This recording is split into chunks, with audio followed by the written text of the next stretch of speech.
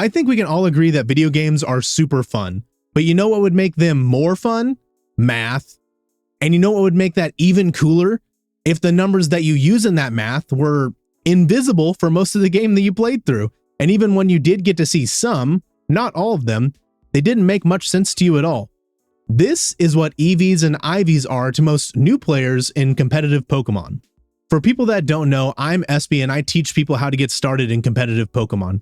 The trick is, I actually am not super good at it, but I do know the videos that beginners need because I was looking for these videos right before I started making them. So if you are a new VGC player and are looking for content specifically for you, make sure to subscribe to the channel and like the video.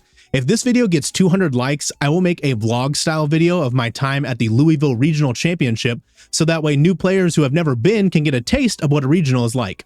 So let's get to the point of the video. What even is an IV? Well, it stands for individual values and they are randomly assigned to every Pokemon that you catch or is given to you. They range from 0 to 31 IVs, and generally you want a 31 IV Pokemon. You generally want them to have the highest stat that they can possibly have. But there are cases when you will want 0 IV Pokemon. You might want a 0 IV Speed Torkoal because then when Trick Room is up, that is the slowest Pokemon on the field, even slower than other Torkoals that didn't go 0 Speed IV. It will be the slowest. You might also want a 0 attack Pokemon if you're using a special attacker, because when that Pokemon becomes confused and it goes to punch itself in the face, you want that damage to be doing as little as possible. In those cases, you do want 0 IVs, but in a lot of other cases, you want 31 IVs. You can't actually see these numbers when you look at a Pokemon in-game. You instead see terms that describe them. These are no good, decent, pretty good, very good, fantastic, and best. Again, many times you are looking to have the best stat.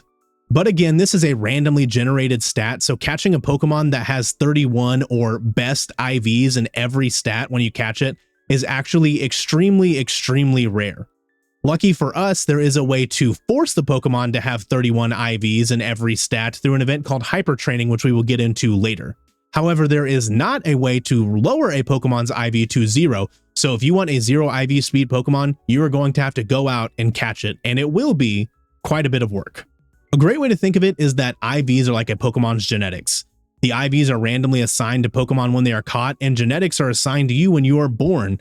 Some people in the world are born with 0 IVs or no good stats all around.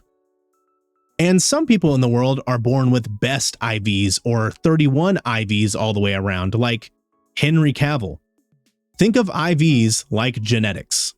And that leads us to EVs, or what is commonly known as effort values. If IVs are like a Pokemon's genetics, effort values are a Pokemon's lifestyle or training. Think of competitive Pokemon like NFL athletes. The best of the best, like Justin Jefferson, Skull Vikings, have really good genetics, or IVs, but they also train really hard. They eat well, they take very good care of their bodies, and they put in a lot of effort. This is their effort values, or EV. He has both IVs and EVs. Effort values can be manipulated very, very closely. You don't have to worry about them being randomly assigned when you catch a Pokemon because they all start at 0. The main thing that you have to worry about is getting them to the correct level for your Pokemon. Like I said at the beginning of the video, we get to do math. And if you're anything like me, that makes you want to cry. But I will try and make this math as easy as I possibly can for you. There are 6 stats in Pokemon, which I'm sure you already knew, but there are also 510 EV points that you're able to disperse across the 6 stats when it comes to training your Pokemon. However, you are only able to put a max of 252 EV points into one stat. So you can't put 300 points into a Pokemon's attack, only 252. With that being said, that means you can only max out 2 stats, because if you take 2 stats to 252 EV points, that is 504 EV points. You can't go past 510, so you've already maxed out 2 stats. Therefore, you will see a lot of EV spreads that are called max or 252-252. For example, if I was building a Garchomp, I personally would probably build it max. I would put 252 EV points into attack and 252 EV points into speed. In my opinion, I want to move first and I want to hit hard using a max. So just a second ago, I said there were 510 total EV points that you can disperse. If you put 252 into two different stats, that means that you've used a total of 504 EV points. 510 minus 504 is 6 EV points. That means that we have 6 EV points to use left, right? Wrong. EVs can only increase a Pokemon's in-game stat number by 1 point if you use 4 EV points. So therefore you can't use 6 because that's not a quantity of 4 and we have to operate in quantities of 4 to move up 1 point at a time. So out of these 6, we can use 1 more point or 4 EV points to help adjust our Pokemon's EVs. The other 2 just go into the nether. They're useless. You have to operate with 4 or 8 or 12 or 16. I almost forgot how to count by 4, but you have to use a quantity of 4 when you're doing EVs. So 6 isn't going to cut it. So does this mean that you have to max every time that you build a Pokemon? Absolutely not. The best players are spreading all 508 usable EVs all across their Pokemon. A lot of them are also using max or 252, but you'll frequently see people that are figuring out their common weaknesses and their matchups and trying to survive certain hits or take out certain Pokemon by using 508 EV points in different areas like special defense or special attack. I'm going to give advice that I've always given on this channel, which is join a community.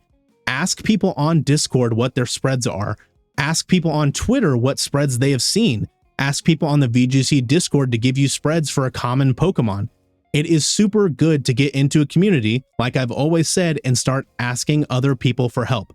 I can't even do my own spreads in a lot of cases. I ask my friends, I ask people on Discord, I ask on Twitter, I use my resources.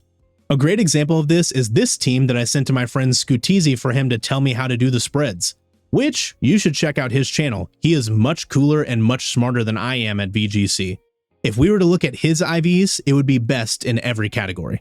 But I sent him this team because I needed some help with the spreads on the EVs, and I said, how do I spread this mouse hold out? And he said, you should be putting 132 in special defense for that mouse hold, because then it can live a Choice Specs Make It Rain from Goldango, which is all over the meta. And I said, yes, sir, boss, whatever you say, you're in charge. And now that's how I spread my mouse hold to survive Goldango. Like I've always said, get involved in a Discord and start making friends in there.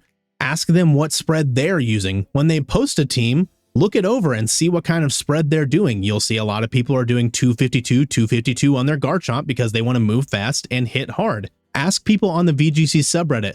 Check on the Rate My VGC team subreddit to try and see how other people are building their Pokemon. Post on Twitter. Check other people's Twitter posts where they are actively posting their spreads.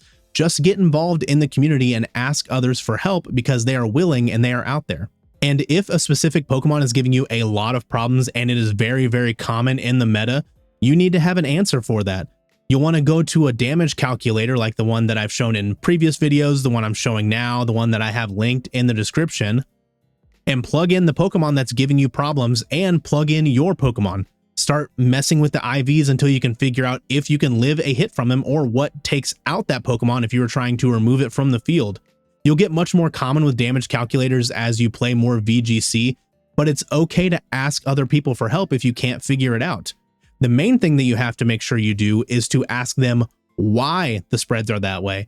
If someone just comes in and they say, do 136 on speed.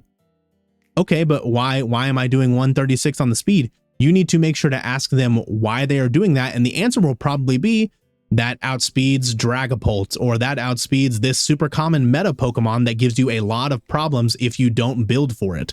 So you will get a lot of helpful advice as long as you ask why. And you'll eventually get more attuned to the stats of Pokemon and know the general range of EV spreads that you need when you go further down the line, but it's okay to not know for now and to ask others for help. You're just a beginner. You're not Zach Minnick. Chill out. Now, I'm sure you want to know how to take all this information I've given you and how to actually build Pokemon and put it into practice in the physical games itself. But to do that, we are going to have to go live. Hello, welcome. I normally do not do things live, so I'm not great at doing things live, so I apologize. Please show me some grace when I pause and stutter and have to come up with things. I'm not a Twitch streamer. I'm a YouTuber, so live, not my forte. Hopefully someday, but right now, it definitely is not. We are going to be doing IV and EV training on my dear friend Dragonite, who has been with me through many, many years, since the dawn of time, through many hard-fought battles, thick and thin.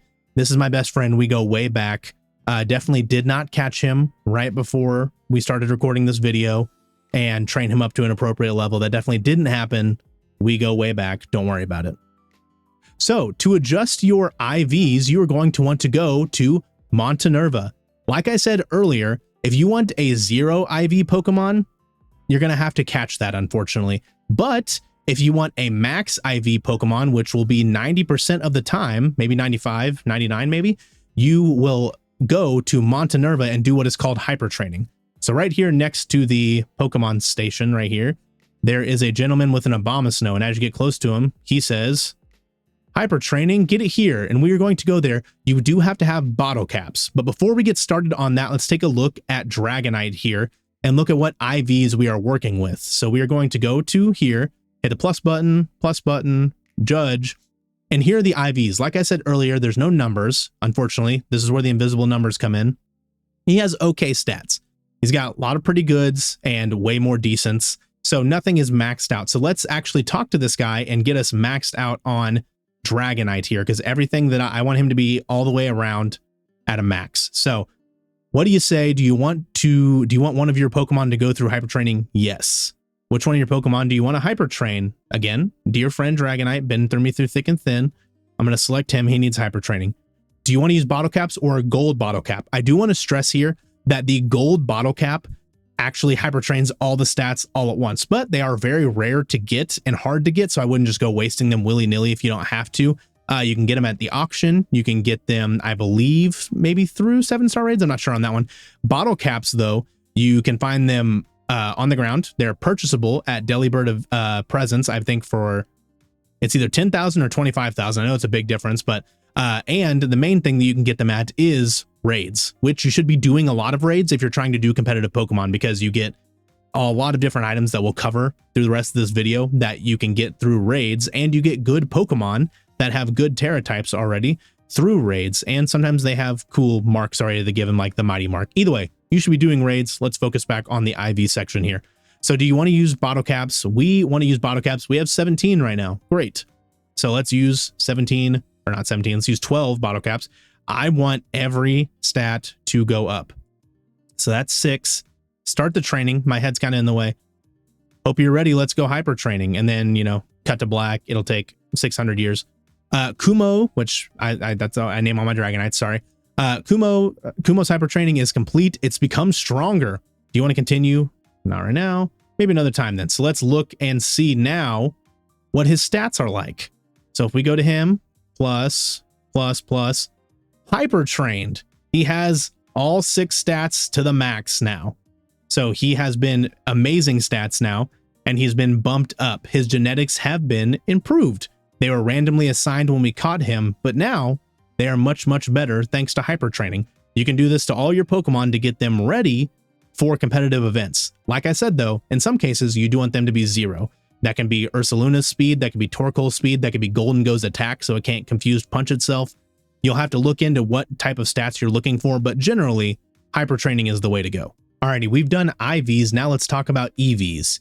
EVs have multiple ways that you can actually train them up, which is really important, but whatever way you do, you want to make sure that you're keeping track of that number, because once you go past the number, there's no way of going back, and you have to operate in quantities of 4, so doing math is important. If you want 132 special defense on your Mousehold, like we talked about earlier, you want to make sure that you are only doing the number that will get you to 132, not 140, because you can't go back. So make sure you're keeping track of whatever method that we're doing, the quantities that I'll be throwing out to you, make sure you're keeping track of those that get you to the desired stat that you're looking for.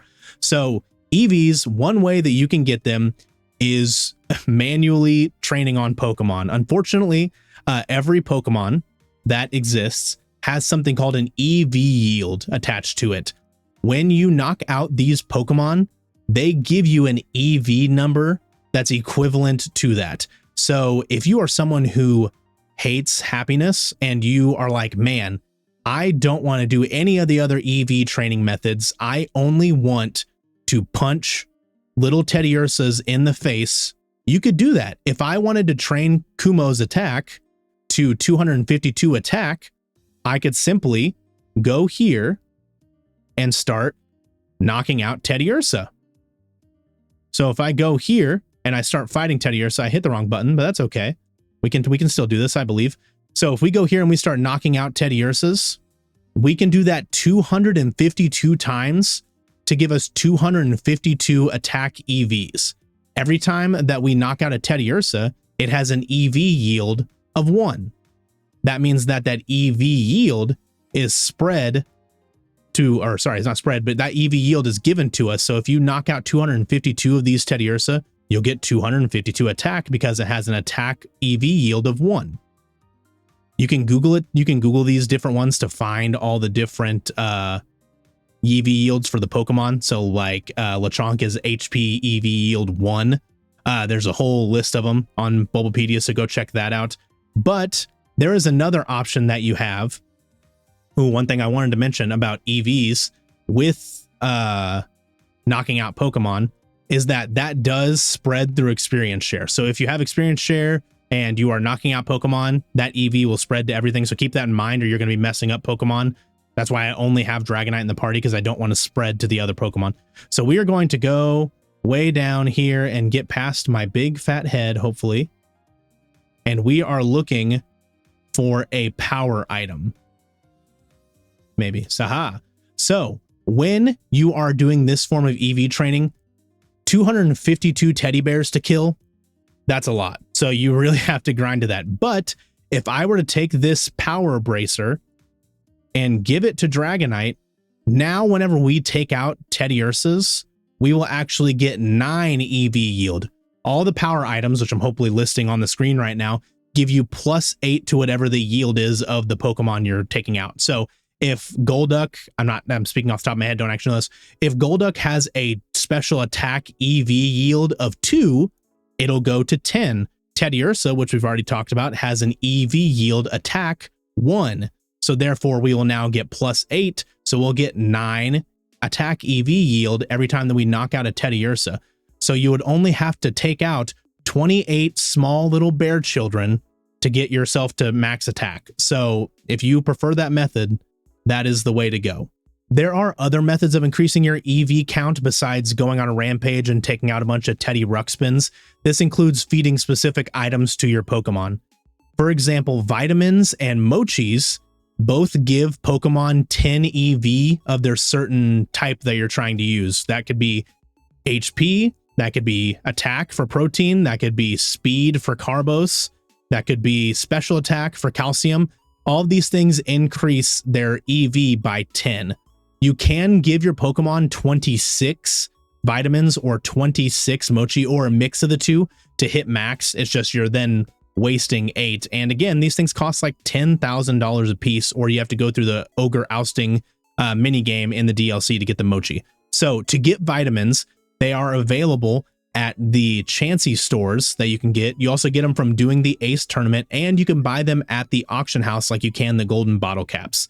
To get more mochi, like I said just a second ago, you have to do the ogre ousting minigame, but it's a fun minigame of going and getting balloons with Pokemon trying to get in your way. So it's just fun, but it's a quick way to get what you need to get your Pokemon's EVs up. I am not going to do the 26 method. I am actually just going to give my Dragonite 25 of a combination between vitamins and mochi here for a second to demonstrate exactly what we are doing here. So let's give this here, and then we will go to 10, and then we'll skip here for a second. Actually ended up doing 20, sorry, of the protein. So we have now increased our Dragonite's EV attack yield, or not yield, sorry, our Dragonite's EV spread on attack from 0 to 200 because we've given it 20 of the vitamins that give it 10 EVs. Now I am going to give it 5 of the muscle mochi that will increase it to 250.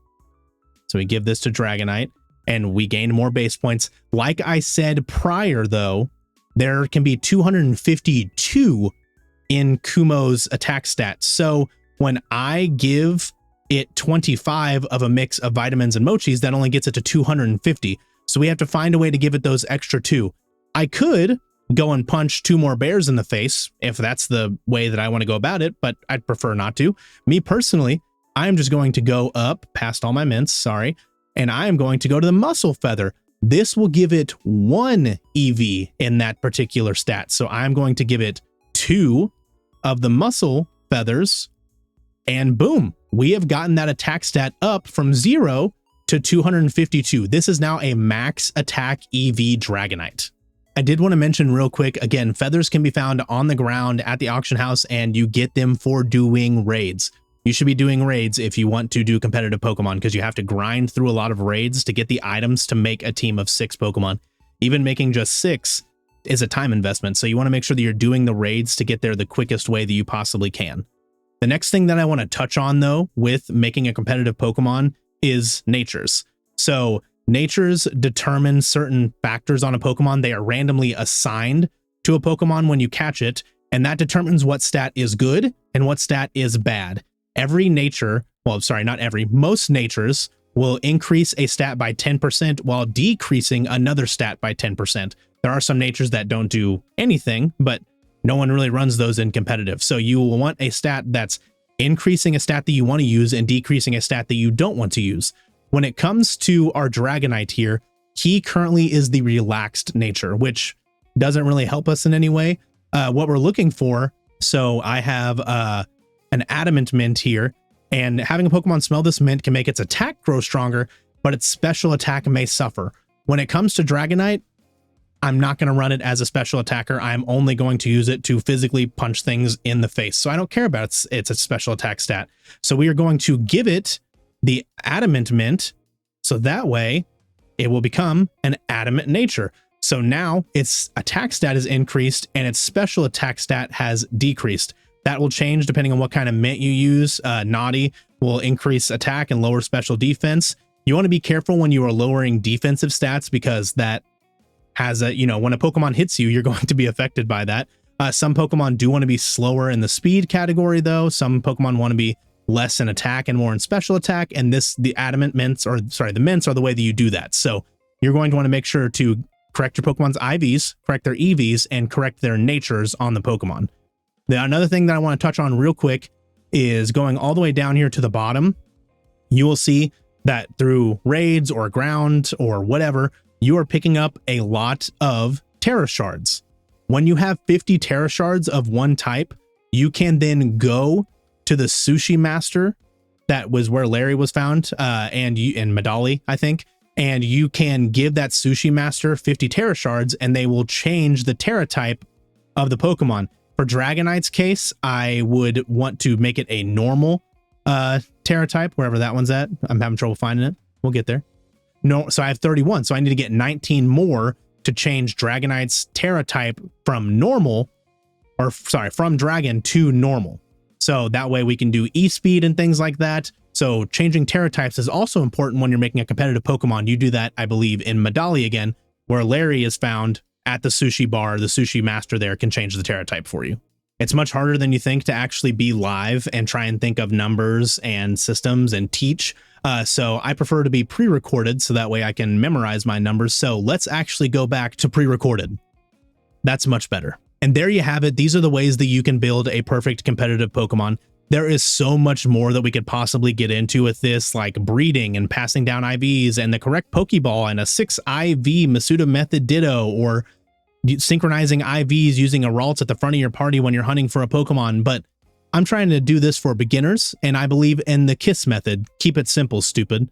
So if you want to do more digging, I will have a ton of links in the description like I do for every video. Make sure to check those out if you want to dive deep more into it. But with what you've been given here, I really think that you can start to build a competitive team. Go out there, have fun, and start building. As always, thank you so much for watching. I am hoping to do that vlog style video at the Louisville Regional Championship, but I'm very nervous about it, and I don't want to be the weird guy walking around with a little mic that I bought, which I did, that connects to my phone so I can go around and talk to people. So we'll see how that goes, but I am willing to do it for you guys, so you guys can get a taste of what a regional is like if you've never been, so that way you can feel a little bit more at ease when you do decide to go. I'm trying to do that for you. So make sure to like the video. If it gets 200 likes, we will go ahead and make that vlog style content, no matter how scared I am of being the weird guy. So let's hope it goes well. I am Espy, and I will be back when the tide rises. Stay blessed.